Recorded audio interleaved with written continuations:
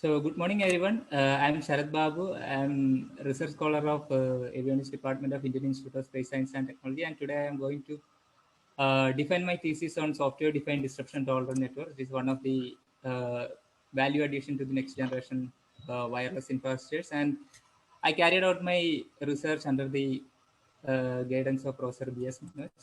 And this is the outline of my talk. First, I will give an introduction of the major concepts that I worked on. Then I will define my thesis and objectives and my contributions. Then I will go to three of my major contributions. First one is the self-configuration scheme. Next is the software-defined disruption-tolerant networking framework, and third is our contributions towards future networking systems. Then I will conclude with list of applications. And we all know that this is the age of disruption, right? As Sebastian Thrun told, our life got disrupted and we are all in lockdown. That's why this online mode is actually one of the way of tolerating disruption, right? But there is an advantage of disruption, that is all disruptions will start with an introspection, right? We need to think of what we are doing and what are the opportunities that are available. And with these philosophical notes, I will start. My work is actually on introspecting wireless networks. As we all know that wireless networks form indispensable components of next generation communication infrastructure. We all carry mobile phones that are using cellular networks. Then we have wireless LANs we use in our campus or enterprise networks. Then we have satellite networks that are used for broadcasting. Then we have vehicular networks. Even we are not using that much in Kerala, but it is coming up. Then but what is the ultimate purpose of a wireless network? Wireless network will provide a wireless communication medium, because we cannot carry wire everywhere, right, where we are going. So it will give a wireless communication medium for end user devices to the intermediate node. From the intermediate node, we can connect to the external world through wired or wireless medium. But we all are aware that the wireless networks are characterized by link disruptions, out of range kind of thing. The major three reasons of link disruptions are uncertainty in wireless medium, then limitations of network interfaces, because all our devices will work with a limited power. So it is having a limited transmission range. So if we go out of the transmission range of a particular device, we will lose the link. So there will be a link disruption. Then ultimately mobility of users, we cannot compromise with, right? We want to move and we want to have the same experience while we are on the move as that of in office, right? That is our human exceptionalism. It is known as human exceptionalism. We want everything perfect. But this is one of the example of link disruption. You can see in a campus network. We can call her Alice. Alice is coming connected to one access point here. And this is the communication range, and she is talking something serious, and she is coming, and she's going from left to right, and she is coming out of the communication range. Then the link got disrupted, and she will be unhappy. Then she will come back to another range of another access point where she will get connection and she will be happy. But if you can see that these access points are connected via wired medium, only the end user is connected to wireless medium, and the link disruption is mainly due to the mobility of user. Here, if you see, this is another arrangement. If you see the slide, this is known as wireless mesh network. Here, Alice and Bob are communicating through not through a wired medium, but wireless medium. But there are a lot of intermediate devices that are connected, but connected through wireless medium. This is known as a mesh network topology. Why it is a mesh network? If you look from Alice to Bob, you can see multiple paths. See, this red line is one path and blue line is another path. So what is the advantage of this? The advantage is, even though one intermediate device fails, there can be another path. Okay. But these are stationary nodes. These are stationary nodes. But what will happen if I replace this stationary node with the people? We all are having mobile phones, right? Mobile phones are having wireless interfaces, and they can also relay the packet, right? So Alice can send to P1, P1 can send to P2, P2, P4, P5, and Bob. But what is the problem here? All these intermediate nodes are mobile. So we can take a closer look into this.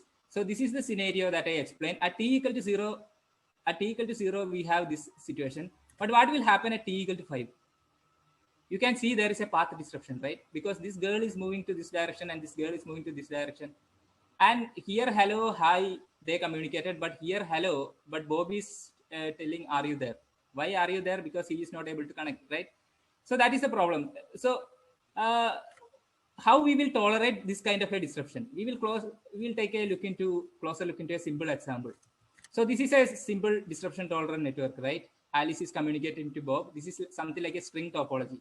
At t equal to 0, this is the situation. At t equal to 5, this is the situation. The path is getting broken.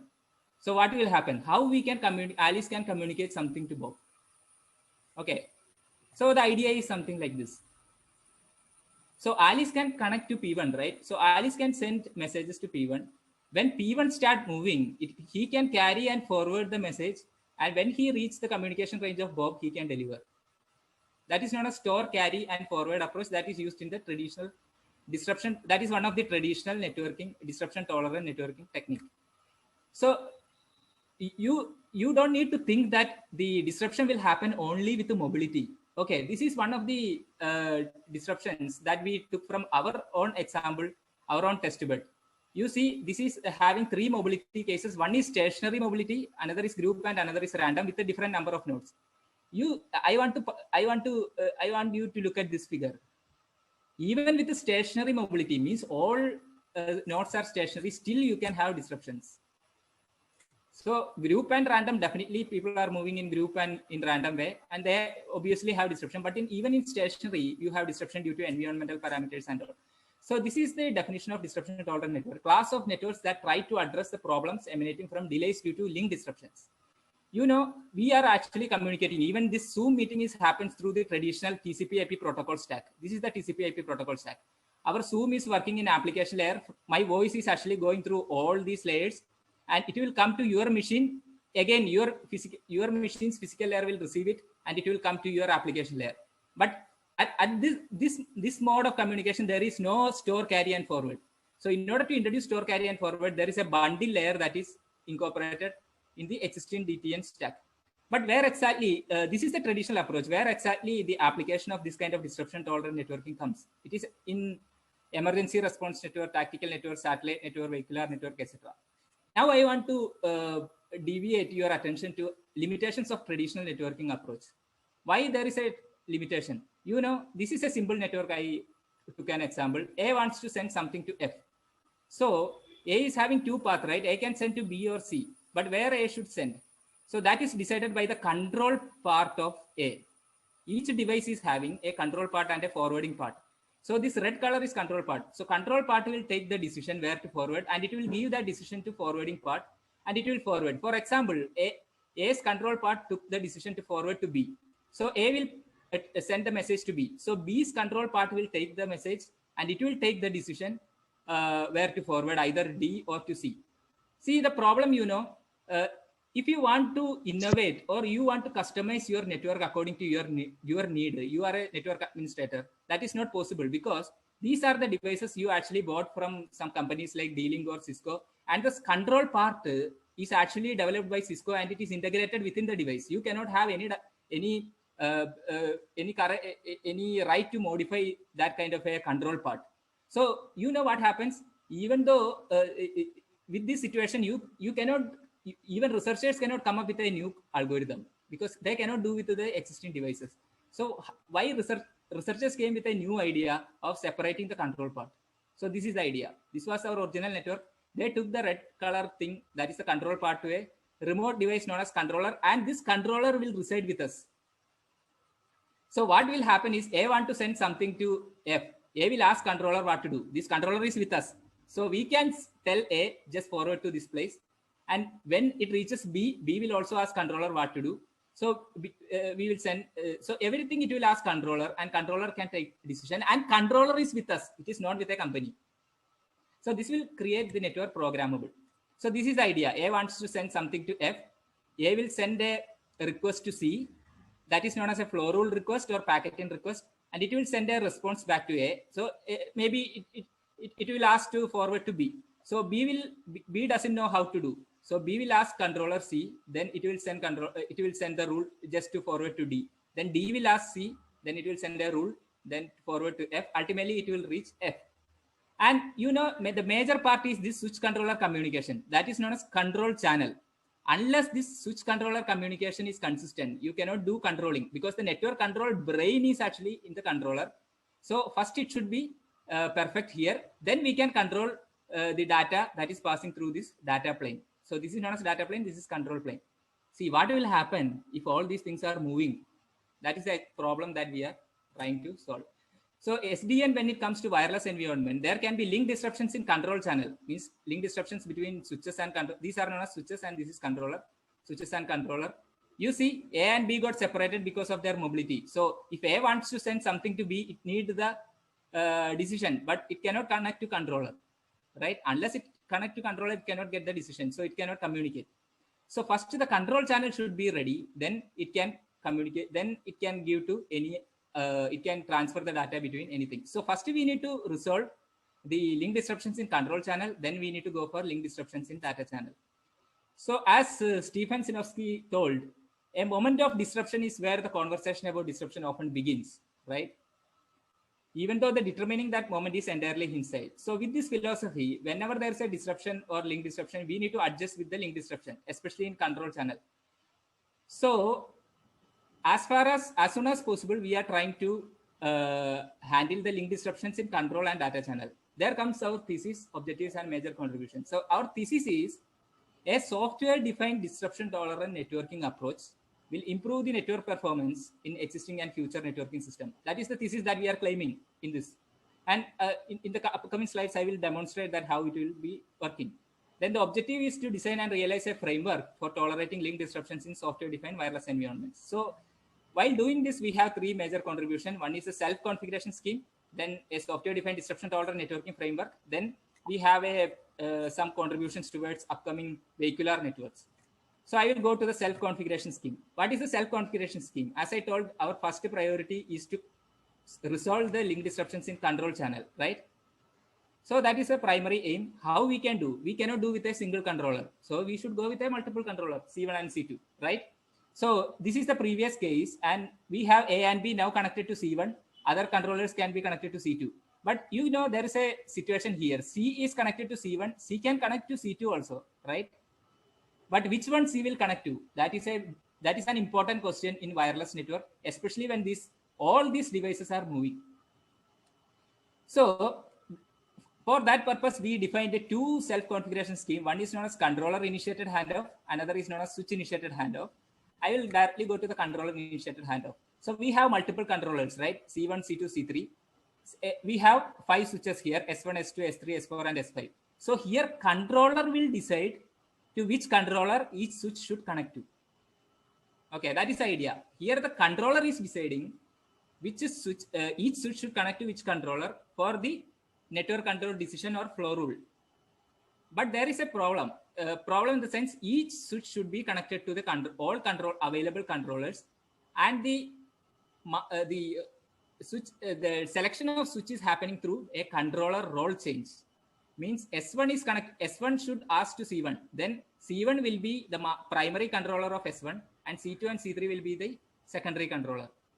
So assume that S1 is moving to this side. Then C3 will be its nearest controller. Then C3 will be the primary, and C2 and C1 will be the secondary. But there is a problem that all these switches should connect to all controllers, and the role change is the actual handoff or controller handoff that is happening.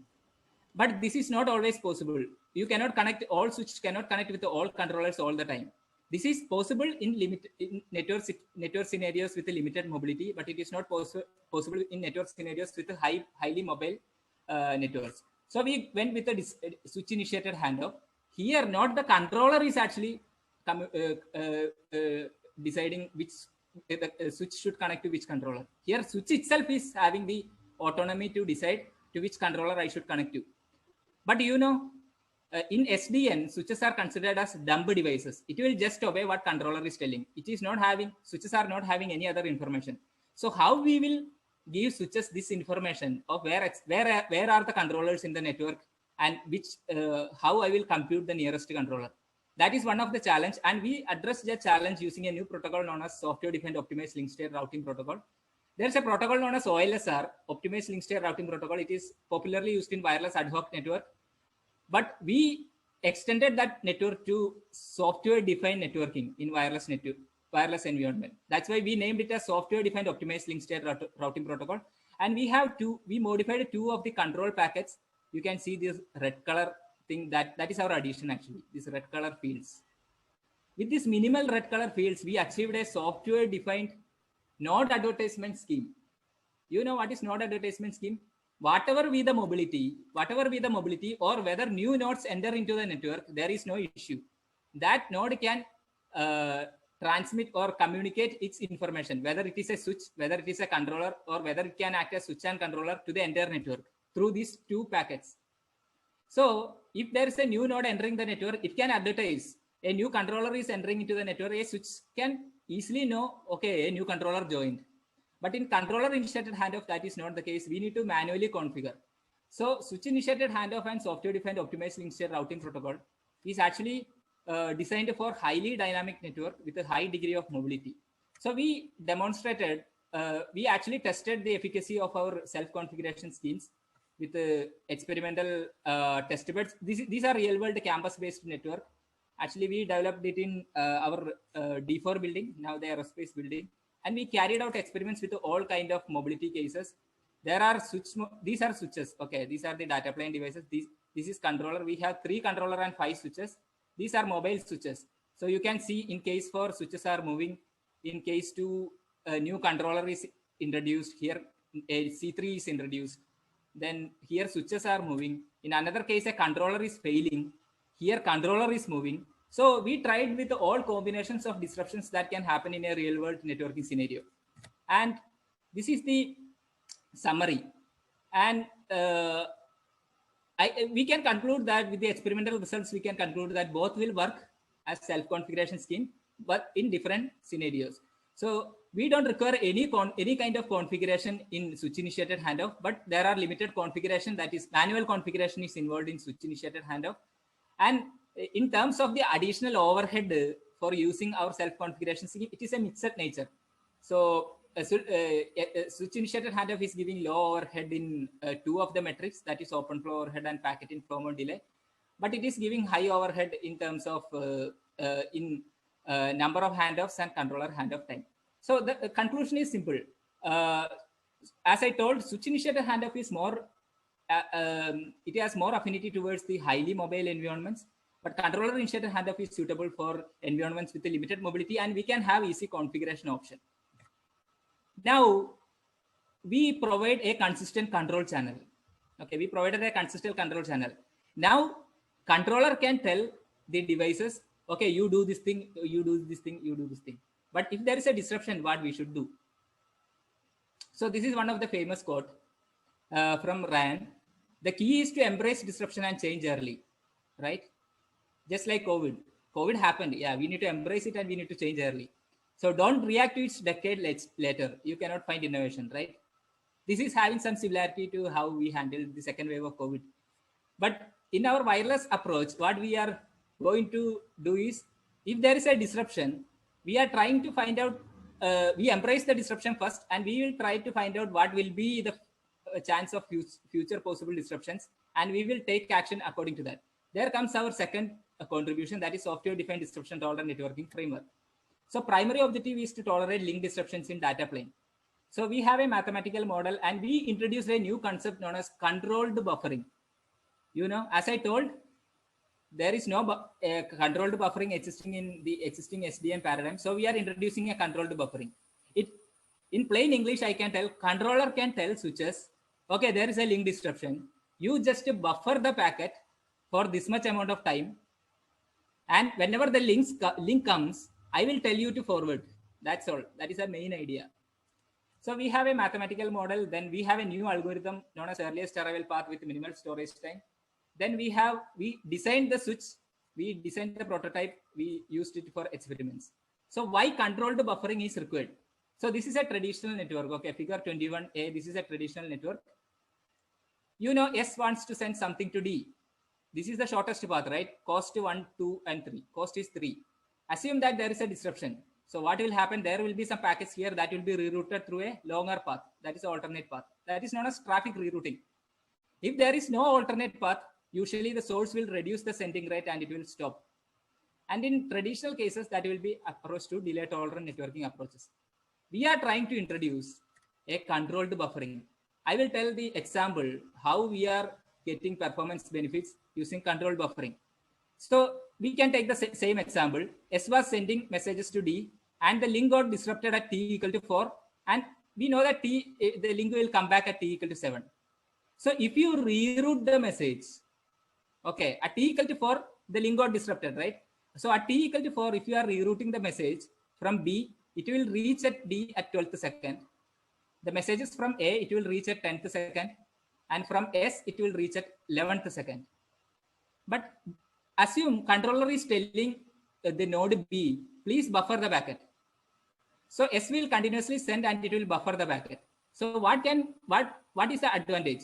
As soon as the links come back at the 7th second, it can forward all the buffered packets and all the packets can reach at the 8th second, right? So what is the time saved? 4 seconds, 2 seconds, and 3 seconds. You know why this is important? All the upcoming future networking systems, especially 5G and 6G, they are trying to achieve extremely low latency, below 1 millisecond and even below 0.1 millisecond. So this reduction is not happening in a stretch. This reduction is happening by reducing the delay in in the several stages. So if there is any scope of reducing the delay, we should go for it. That's why it is important. So we created a network model here in order to resolve the issue. So at t equal to 0, we have this graph and we modeled using a concept known as temporal graphs. So since the network is changing, so at t equal to 0, you have B and C connected, E and D connected. But at t equal to 1, the network will change and there are some other links will come. So a series of graphs will create the network model. And the primary question is, for example, at t equal to 0, you have A is having a message and it wants to send to C. So our question is whether we need to store the message at this point or we need to forward to B and F.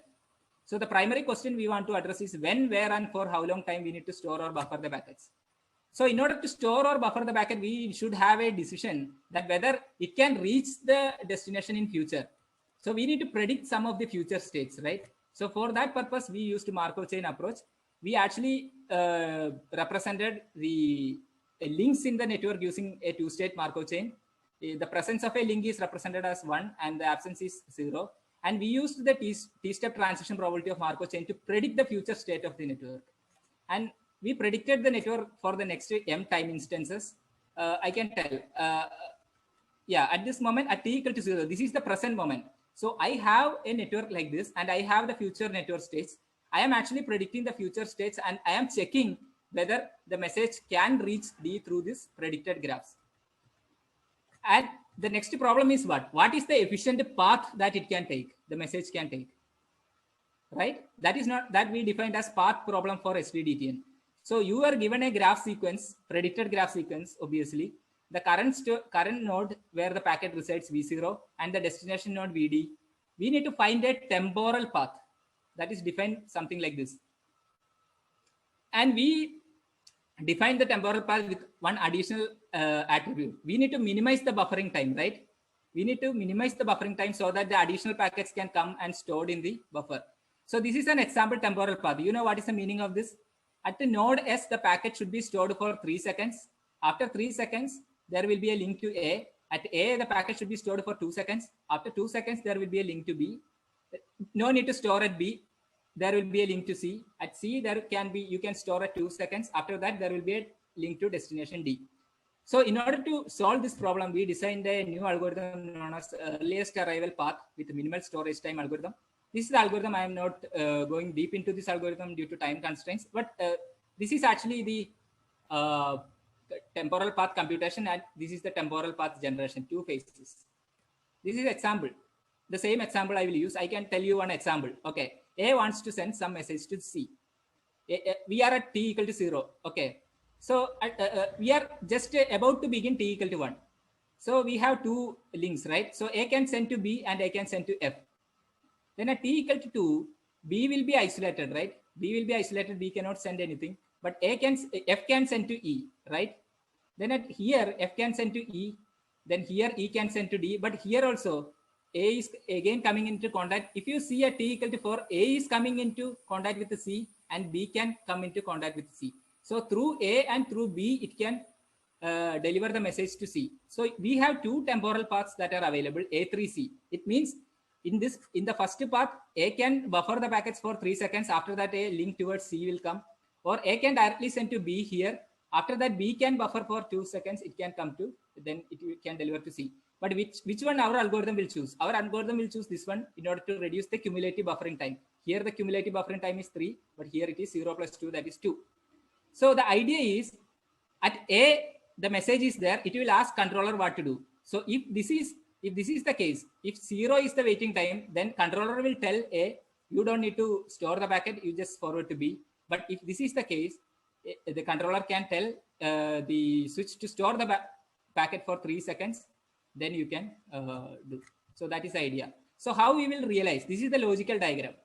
As I told, right, this is the traditional TCP/IP protocol stack, and we defined a new buffer here. Data link, network, and transport layer. This buffer is spanning these 3 layers, and there is no controller buffering, right? So we need to define a new action for the existing SDN. That action is known as store. Okay, store action. This is our contribution. Then how much time we need to store the packet? That is actually realized using an attribute of the rule that is known as hard timeout. Then we logically designed where exactly the buffer should be. Now we need to realize, right? We need to implement it. So for that, the current SDN architecture is not at all sufficient. So we need to go for a new switch architecture. And this is the architecture that we designed. Okay, if there is a rule with a store action, the packets will be stored in the storage system. And as soon as the link comes, this is the controller. Okay, this is the controller part and this is the switch part. As soon as the controller is actually sending these rules. So if there is a rule with a store action, the packets will be stored to this storage system. And whenever the link comes back, the controller will send a forward action and it will be forwarded to the appropriate port. Then we need to demonstrate our idea, right? So we have an experimental test bed that is actually spanning the current D3 building. We used the first floor, ground floor and first floor for doing the experiment. This is actually our lab. And we have 2 controllers, C1 and C2. One is in our lab. Then we have the mobile switches, S1, S2, S3, S4, and S5 are mobile switches. And S1 and S6 are stationary switches. We put it on, we made it as stationary. And this is the specifications that we used with desktop PCs, laptops, then Raspberry Pi for mobile nodes. Then this is the approach. We used our SDDTN and SDDTN plus EAP-MST. This is the simple SDDTN with the buffering time set to 10 seconds. That is the idea. Whenever a packet is stored, it will be always stored for 10 seconds. But here, EAP-MST is actually optimizing the buffering time according to the network disruption. So this is the traditional approach. You know, this traditional approach is actually whenever there is a short destination, source and destination path, then only it will send the message. Okay, if there is a path, it will send, otherwise it will not send. So this is the mobility pattern. This is stationary. You can see that all the nodes are stationary. Their position is same. This is the group mobility approach. Group mobility, usually our friends will move in a group, right? So all the mobile nodes are moving in a group. You can see all of the blue nodes are together. This is random. So these 3 mobility models are actually, we are trying to demonstrate on different networking environments. So this is one of the performance analysis in terms of throughput. So you can see that in mobile cases, our idea is primarily focused on mobile cases, right? In mobile cases, this green one, that is actually our SDDTN and EAP-MST. Okay, that is performing better. Even SDDTN also perform better in some kind of application layer protocols. And if we go to the end-to-end delay, what is happening is SDDTN, as I told, the blue color, the benchmark scheme always will give the minimum delay. Why? If there's a source destination path, then only it will send the message. So it will take only minimum delay. But SDDTN will be higher. Why? Because due to its constant buffering time, it will always buffer for 10 seconds. That's why its buffering time is higher. But you know, the introduction of EAP-MST is significantly reducing the end-to-end delay. See, the green one is actually reducing beyond the benchmark scheme in several cases. But I want to make your attention to this point. Okay, this point. The second row is actually the maximum delay. What is this point indicating? This point is the maximum delay that we occurred in our experiment. You know, our experiment, one sample of our experiment is 10 minutes. We got a maximum delay of 8.9 minutes. What is the meaning? our framework is able to buffer the packet at different nodes during link disruptions, even for 8.9 minutes, and deliver the message. That is actually demonstrating the efficacy of our scheme. And here I am actually proving my thesis. A software-defined disruption-tolerant networking approach is actually perform better in terms of mobile and disruption-tolerant network. And in terms of the OpenFlow the additional overhead that is required and the buffering time, our SDDTN and EAP-MST, always SDDTN framework with a efficient buffering or controller algorithm is required, similar to EAP-MST that we designed, is required to reduce the buffering time and OpenFlow overhead. So this is the summary of software-defined networking. So we have a new controlled buffering scheme that is new in STD, software-defined wireless network, and it provides network engineers whatever application that they can build based on this platform to tolerate link disruptions. So it is actually application agnostic.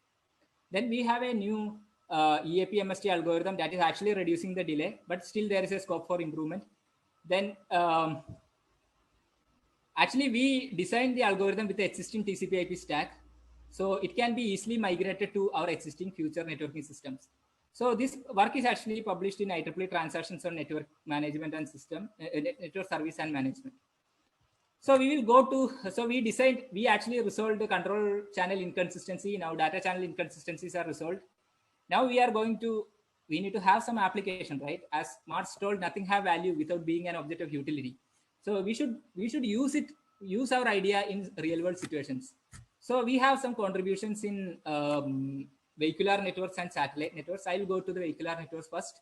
So this is a simple network, software-defined vehicular network scenario, right? These are our tower, right? Cellular tower based. It is known as base station.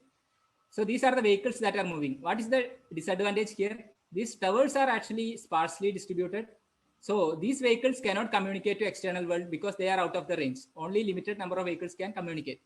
So there is some other devices known as RSUs. RSU means roadside units. So we will place roadside units. Those are actually cheaper compared to a base station, so that more vehicles can communicate to the external world. So what we did is, we have some roadside units where we will place these roadside units in a city. So we actually devised one algorithm to place this kind of roadside units. For that purpose, we used a new approach that is known as road type based analysis of road networks. You know, road type is an important parameter for any journey. We all want to go from one place to another through the most comfortable roads, right? So road type is an important factor, but road type literature do not consider road type as an important factor. So we exploited that opportunity, and we took the road type as an important parameter, and we designed a new metric known as effort to determine the location of the roadside units. You know, this is the algorithm. You can see we tried with the 5 cities in India, congested cities in India. This is a traditional network. This black dots actually the roadside units. This is the traditional network, and this is our approach. You can see the difference, right? The placement, you can see the difference, but you can see the difference in the performance also. See, the blue curve is actually dominating the red curve. Means our approach is giving more contacts per trip. Contacts per trip means if you are going for a journey, you will get more contacts to base stations or roadside units. Okay, so in that case also, our approach is performing better. So that is our contribution towards vehicular networks. When it comes to software-defined satellite networks, as we all know that there are companies are actually trying to bombard the space with a lot of satellites, like Starlink. It is trying to have nearly 40,000 satellites in space. And what is the meaning? It is actually creating a wireless backbone in space, right? So since it is moving in orbits, there will be link disruptions. So this is one of the link disruptions from our own project known as DebriNet. DebriNet is a project that we proposed from our lab actually. We are actually making use of the space debris to make a communication platform in space. So we are using the PSLV stage for placing a wireless switch in space. Okay. So from simulations, we got the link disruptions in space, something like this. And we tried, we simulated our EAPMST algorithm on the space DeBrunet based network. You can see there will be an improvement in the delivery ratio. Delivery ratio is actually the throughput. Then end-to-end delay, it is similar or a little bit higher. Buffering time, EAPMST reduced. Then you know what is the advantage of DeBrunet? For each launch, we will get one node in the space, right? So the network is actually scaling as we move into future.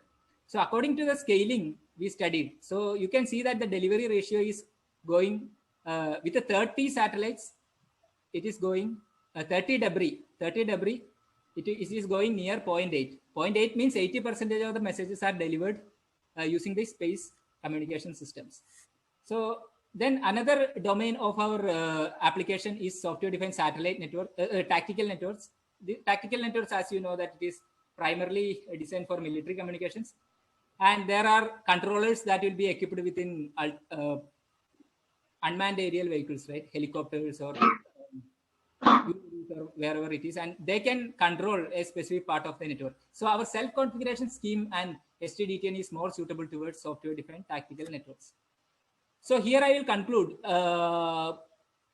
My thesis was the software-defined network disruption-tolerant networking approach will obviously improve the performance of the future networking system that are especially disruption prone. So we first went to making the control channel consistent by proposing a self-configuration scheme with a controller-initiated handoff and switch-initiated handoffs. And we have a new SD-OLSR protocols, first of its kind in SD software-defined wireless network. Then we, after making the channel consistent, we move on to software-defined data plane, that is software-defined disruption-tolerant networking framework. We have new store action, EAPMST algorithm, and the entire STDTN prototype for controlled buffering. This is, as I told, this is application agnostic. Anybody can use it and just run your own algorithm using a simple Python script. That's all. Then we have some contributions towards next generation communication systems with the new metric effort, and we have some idea in the DeBrunet also. So what are the future directions? See, self-configuration scheme, now it is either from controller or switch. So you can make it in a hybrid form. It can be either from controller or switch, or it can be a mixture according to the situation. That is one thing. In software-defined DTN, you can have more efficient buffer management strategy for storing the buffer space. That is one thing. Then at present, we used Markov chain for network prediction, but you can go for the advanced machine learning techniques like recurrent neural network and LSTM to predict the network states and do with a efficient network control. Then opportunity data rate. There are some study that is required in data rate and the performance of STDTN that we need to do. Then in next generation communication infrastructure, you know, the current framework is actually designed with industrial grade kind of thing. So in order to do use it with the lightweight systems like software-defined sensor network and even satellite network, we need to make our framework lightweight. So that is one of the future, the future directions for the upcoming work. So these are the publications that came out from our work. The first one is actually the STDTN framework that came in. I can tell the STDTN and the novel, the resource self-configuration scheme. The first one and third one both got accepted in IEEE, published in IEEE Transactions on Network and Service Management. Then our road network analysis, that is actually, we analyzed 57 road networks all over the world, and extensive analysis is published in ACM Transactions on Spatial Analysis and Spatial Algorithms and Systems. Then we have 3 conferences. One is EFFORT, that is that RSU placement scheme, that is published in IEEE 5G World Forum. Then we have a small contribution towards emergency response systems, data collection from emergency response system, that got published in TENCON. Then this is the preliminary study of road network analysis. It got published in IEEE CompsNets. Then as part of the research, we actually developed a simulator that is open for public use, and it is available in GitHub, and its documentation is available in archive. So if you want, you can take a look at that and you can start work. If you are interested in networking and road network kind of thing, you can use that. Then now I want to acknowledge the people who I interacted during my PhD time. So I used the title from the title of one of the autobiography by Fali S. Nariman. You know, he is the senior Supreme Court advocate, and his son is actually one of the Supreme Court judges. And I try to include all people whom I am interacted in IAST, because I consider I learned from everyone who I am interacted with. Obviously, the major influence is from my research advisor, V.S. Manoj, and all the doctoral committee members, all the lab staffs. All of your names are here. Maybe due to the font size, it may not be readable, but I want to thank you all for your contribution and pleasant mind, and gave me a very homely atmosphere in IAST. So I want to end my slides with a philosophical note. So disruption is actually a process, right? COVID is not a process. Now, COVID is not an event. It is a process we are experiencing in the second year. So it is something like a process. And the innovations can be only disruptive related to something else. So this is the quote by Clayton. He is actually developed a theory of disruptive innovation. So he tried to innovate from disruptions. So we can use this time to have more innovation, more introspection and all. And maybe one of the positive side or thought came from Sarah. She's a Canadian actress, and she told that without disruptions in life, where would we be? Maybe these disruptions will actually stamping our life, maybe for remembering in future. So with this, I am ending my talk. So I am open to take any questions. Thank you for all your patience.